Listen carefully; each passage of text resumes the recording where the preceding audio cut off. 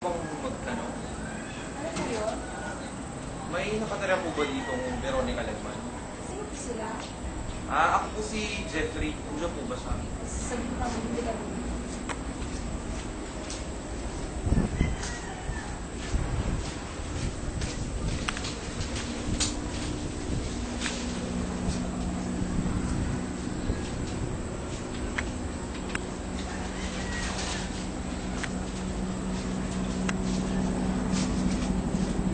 Ikaw po Magandang yung araw. imo.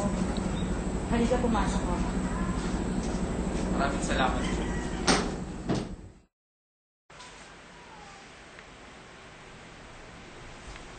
Hindi na wala kayo. Maraming salamat po. Kumusta naman ang apartment doon niya yung imo? Okay naman po. Okay naman. Kaso lang nitong mga nakaraang araw, napapansin ko parang ang weirdo ng mga nangyayari sa akin. Yung bang kahit mag-isa lang ako sa kwarto, pakiramdam ko may kasama. Basta ang hirap ipaliwanag. Pero, Aling Veronica, kaya po ako pumunta dito kasi gusto ko po sana. Alam kong dahilan ng pagpunta mo rito, Ibo. Si Salome. Siya ang dahilan ng pagpunta mo dito, hindi ba? Salome? Sino pong Salome? Posible hindi mo siya kilala, Ibo. Ako? Bakit naman po ako?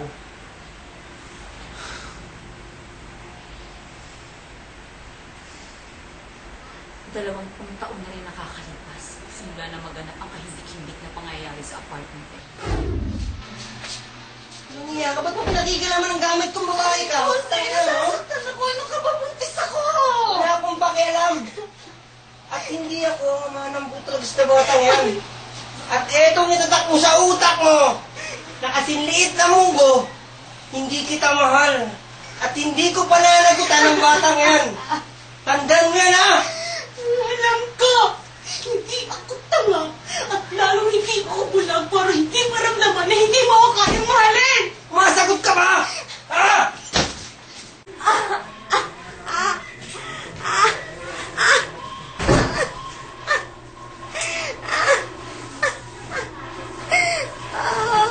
Aray, tulong!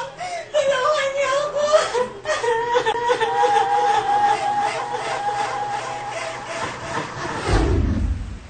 Kahit nangihina ako, hindi ko makaisip makawala sa kamay ng walang hiling lalaki yun. Pero hindi pa din tapos ang kawalangian ni Jose.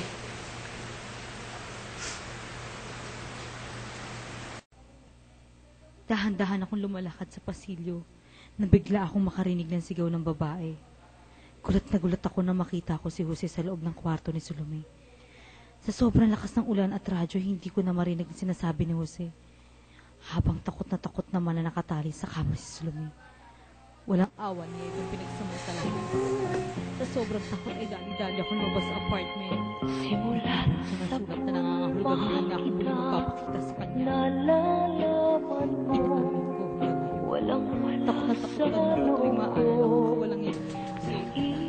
Ay, tuloy pa din kinukutusahan. Sa tuwing ako'y nananaginip.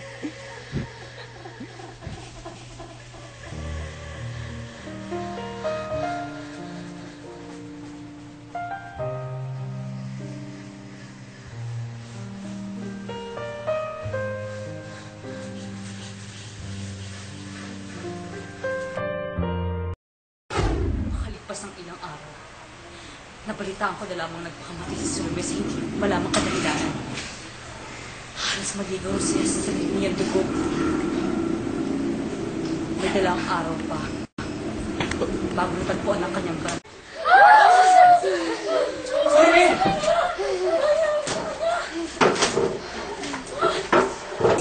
Salome! Salome! Salome, gumising ka! Salome! Salome! Salome, gumising ka! Salome! Salome! Salome! Alam niyo naman po palang si Jose Mimi kagagawa ng lahat eh. Bakit hindi pa po kayo nagsalita? Mas pinili ko na lamang manahimik. Marahil dahil na din sa takot ang nararamdaman ko. Takot. Takot na hanggang ngayon nararamdaman ko pa rin. Gabi-gabi akong inuusig ng konsensya ko. Hindi ko makalimutan ang ginawa ng walang yan lalaking yun. naiintindihan ko yung nararamdaman nyo, Aling Veronica. Pasensya na sa storbo. Pero sino po ba talaga si Jose? At ano ang koneksyon yung dalawa kay Mang Carlito?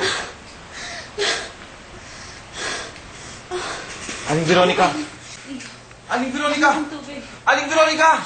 Manang! Manang! Tulong po! Bakit? Tubig! Ano nangyari dyan? Himalay po siya. Sus Maria Josep, Veronica, anong ginawa mo sa kanya? Wala akong ginagawang masama. Hindi mo ba alam na mas sa kanya sobrang mapagod? Pasensya na po. Mabuti pa, Ivo, bumalik ka na sa ibang araw.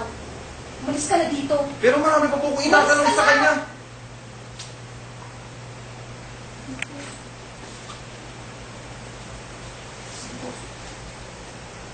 Veronica, gumising ka.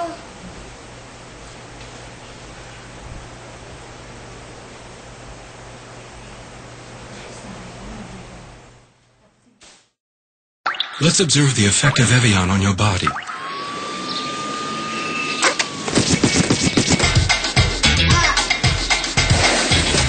on, say the hip hop, the hip it to the hip hip hop, you don't stop the rock it to the bang bang. Boogie say up, jump the boogie to the rhythm of the boogie to beat. Now what you hear is not a test, I'm rocking to the beat. And me, the groove, and my friends are gonna try to move you.